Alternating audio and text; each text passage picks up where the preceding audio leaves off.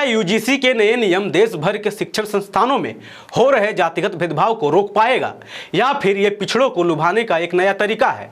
क्योंकि अनुसूचित जाति और अनुसूचित जनजाति ये ऐसे समुदाय हैं जिनको शिक्षण संस्थानों में सबसे अधिक जातिगत भेदभाव का सामना करना पड़ता है।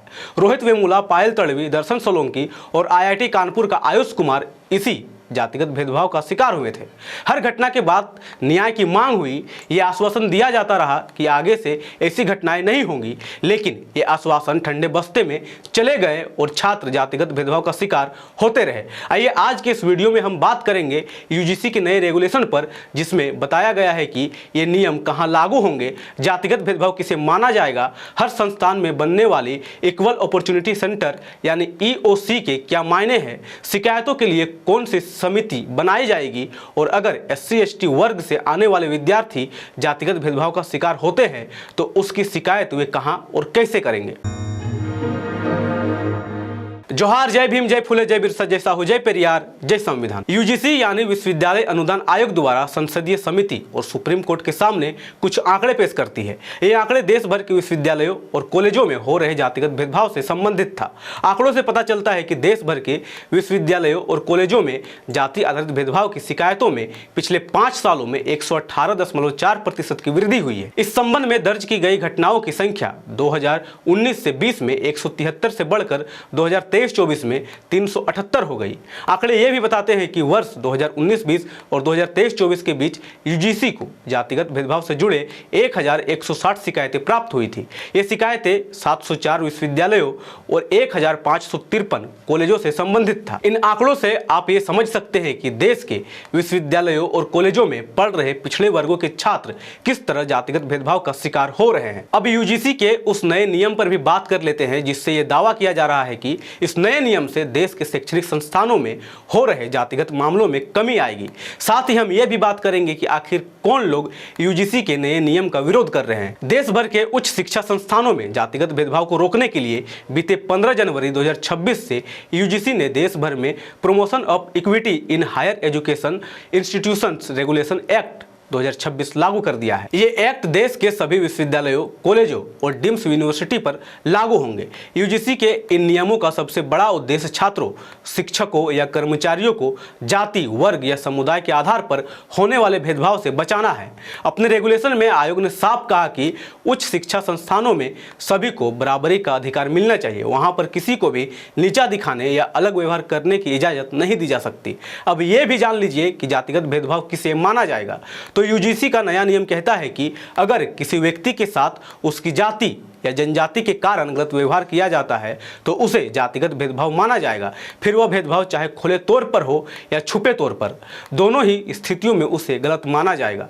यूजीसी का नया रेगुलेशन कहता है कि हर संस्थान को EOC यानी इक्वल अपॉर्चुनिटी सेंटर मतलब समान अवसर केंद्र बनाना होगा। EOC का काम क्या होगा वो भी नए नियम में स्पष्ट है। EOC वंचित वर्ग के छात्रों और कर्मचारियों की मदद करेगा। अगर किसी के साथ भेदभाव होता है तो यह उनसे जुड़ी शिकायतें ऑनलाइन दर्ज करने की सुविधा देगा। साथ ही पढ़ाई, सामाजिक और आर्थिक मदद देगा। अगर कोई कॉलेज खुद ऐसा केंद्र नहीं बना सकता तो ऐसी स्थिति में उससे जुड़ी यूनिवर्सिटी यह जिम्मेदारी निभाएगी। EOC के अलावा हर संस्थान को अब अनिवार्य रूप से एक समानता समिति होगी। इस कमेटी में अनुसूचित जाति, अनुसूचित जनजाति, OBC, दिव्यांग और महिलाओं का प्रतिनिधित्व रखना होगा। यह कमेटी मिलने वाली शिकायतों की जांच करके अपनी रिपोर्ट संस्थान प्रमुख को सौंपेगी, जिसके बाद उस पर फैसला लेना अनिवार्य होगा। इसके साथ ही यूजीसी ने यह भी आदेश दिया है कि सभी संस्थानों को अनिवार्य रूप से 24 घंटे चलने वाला हेल्पलाइन नंबर भी जारी करना होगा, जिससे भेदभाव का कोई मामला आने पर वहां शिकायत की जा सके। जो शख्स इस हेल्पलाइन नंबर पर शिकायत करेगा उसकी पहचान गोपनीय रखी जाएगी।